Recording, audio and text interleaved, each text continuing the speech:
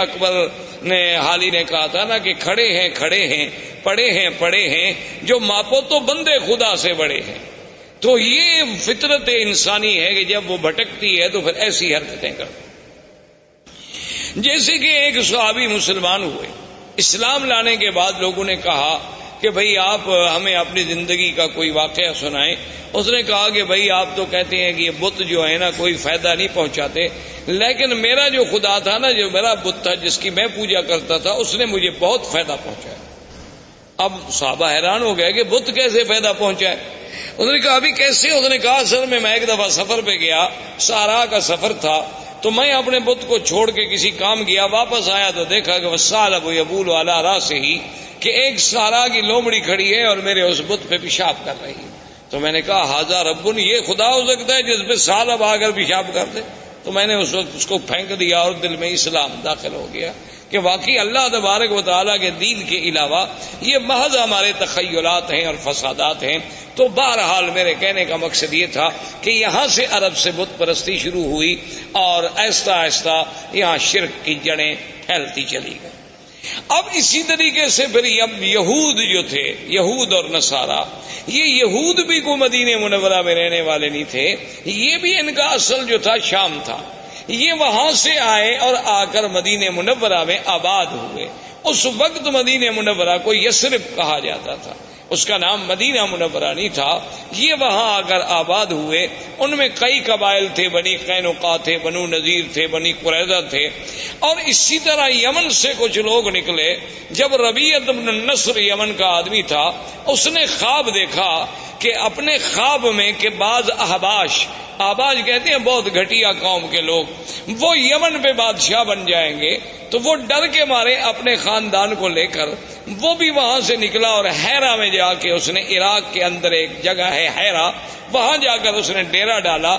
اور اس کے بعد پھر اس کا لڑکا پیدا ہوا جس کا نام جو ہے سنان ابن اسعد تھا، سنان اسعد، جس کا لقب تبا تھا. یہ اس کا بیٹا تھا اور یہ پھر بہت بڑا بادشاہ بنا.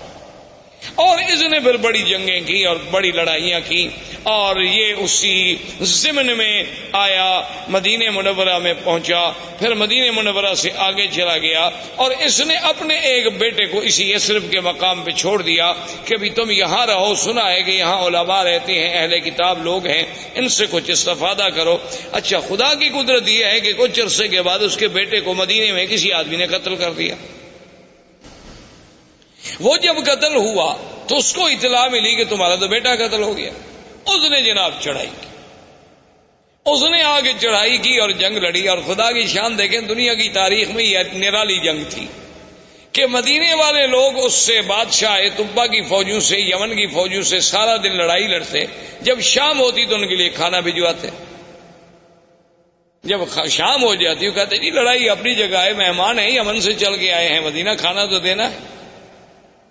دن میں لڑائی اور حیران ہوگی یہ کیسی قوم. ایک دن اس نے، علماء یہود تھے دو، وہ آئے اس کے پاس. انہوں نے کہا کہ دیکھو تم چاہتے کیا ہو؟ اس نے کہا میرے بیٹے کو انہوں نے قتل کیا. انہوں نے کہا بیٹے کو قتل کیا، تم نے کتنے قتل کر دیے؟ اور تمہارا تو ایک بیٹا قتل ہوا، تم نے کتنے قتل کر دیے؟ چاہتے؟ اس نے کہا نہیں، میں تو یثرب کو مٹا دوں گا، میں تو اس شہر کا نام و نشان نہیں چھوڑوں گا دنیا میں. اس نے کہا بات سنو، یہ وہ جگہ نہیں جسے تم مٹا سکو. ھذہ مہجر محمد الرسول اللہ صلی اللہ علیہ وسلم. یہ ایک نبی پیدا ہوں گے عربی محمد پاک، جن کی ہجرت کا مقام ہے. اس کو تم نہیں مٹا سکتے، اس کے مٹانے کا خیال چھوڑ دو، تم خود مٹ جاؤ. اچھا. تو وہ جناب ان کے کہنے پہ لڑائی مدینے سے بند ہو گئی. اور اس نے کہا اچھا ایسا کرو کہ تم دو علماء یہود جو ہے نا، تم میرے ساتھ چلو تاکہ میرے ملک میں بھی جا کے کوئی دین پھیلاؤ. اب جناب راستے میں ابھی وہ سفر کر رہا تھا کہ بنو حذیل ایک قبیلہ ہے جو مکے میں آباد. یہ بنو حذیل قبیلے کے لوگ جو تھے یہ دوڑے ہوئے پہنچے اس بادشاہ کے پاس، طبہ کے پاس. انہوں نے کہا کہ حل تريد من الذهب والفضة ومن المجوهرات شيئا عظيما، کیا تمہیں چاہیے کہ تمہیں ہم سونا، چاندی، ہیرے، جواہرات کا ڈھیر حوالے کر دیں؟ تم چاہتے ہو؟ اس نے کہا کون نہیں چاہتا.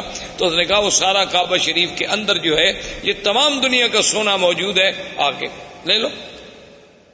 کیونکہ اصل یہ بات ٹھیک بھی تھی، کیونکہ کعبۃ اللہ جب بنایا گیا نا جی تو اس کے درمیان میں ایک کنویں نما شکل بھی تھی، تو لوگ اس میں زیورات، سونا، چاندی، ہر چیز ڈالا کرتے تھے. یہ اسی کی نقل ہے نا کہ اللہ کے گھر کی تعظیم کی جاتی ہے. اب لوگ قبروں پہ جا کے اسی طرح پیسے ڈالتے ہیں، چاندی، سونا، زیورات، ہر چیز ڈالتے ہیں. تو بہرحال یہ ہے کہ اس نے قابل کو ٹھیک، اور اس نے فیصلہ کر لیا کہ کعبۃ اللہ کو جا کے گرا دو، اور وہاں جو خزانے دفن ہیں وہ سارے خزانے نکال کے میں یمن چلے جاؤں. ابھی اس نے یہ ارادہ کیا تھا کہ بالکل سیاہ ایسی اندھیری آئی کہ اتنا اندھیرا چھا گیا کہ اپنا ہاتھ بندے کو نظر نہیں آتا. اس نے پھر ان علماء یہود کو بلایا کہ جلدی آؤ، یہ کیا ہو گیا؟ انہوں نے کہا کہ راستے میں ایک شہر ہے، اس کے بارے میں تو تم نے کوئی بری نیت نہیں کی. انہوں نے کہا ہاں بالکل، یہ بنو حذیل کے لوگ آئے ہیں، وہ کہتے ہیں کہ وہاں کعبے میں بہت بڑا خزانہ دفن ہے، میں جا کے کعبے کو گراؤں گا. اس نے کہا تم کعبے کو نہیں گرا سکتے، وہ اللہ کا گھر ہے، وہ بنائے ابراہیم ہے، تم فوراً توبہ کرو اور چل کے کعبے کا طواف کرو. اس نے کہا طواف تو خیر میں نہیں جانتا، چلو پھر میں ویسے تعظیم کرتا ہوں، احتراماً میں چلا جاؤں گا، لیکن میں گراؤں گا نہیں، اب میں نے توبہ کر لی. اس نے توبہ کر لی کعبۃ اللہ کے نہ گرانے کی. رات کو خواب میں دیکھا کہ میں کعبۃ اللہ پہ غلاف چڑھا رہا ہوں. تو اس نے علماء یہود سے کہا، انہوں نے کہا چلو تعظیم کا یہ بھی ایک طریقہ ہے کہ اس کعبۃ اللہ پہ تم غلاف چڑھاؤ. تو سب سے پہلا غلاف چڑھانے والا وہ طبہ تھا، حسنان ابن سعد. اس نے غلاف چڑھایا، پھر یہ غلاف چڑھتے رہے. اچھا کبھی ایسا بھی ہوتا تھا کہ غلاف پہ غلاف چڑھتے گئے، غلاف پہ غلاف چڑھتے گئے، تو بعض اوقات تو یہ بھی فیصلہ کرنا پڑا کہ ان غلافوں کے بوجھ سے کہیں دیواریں نہ گر جائیں. اس لیے پھر حکم دیا گیا کہ ایک غلاف رکھو بھئی، اتنے غلاف تو نہ چڑھاؤ. تو یہ ان دونوں یہود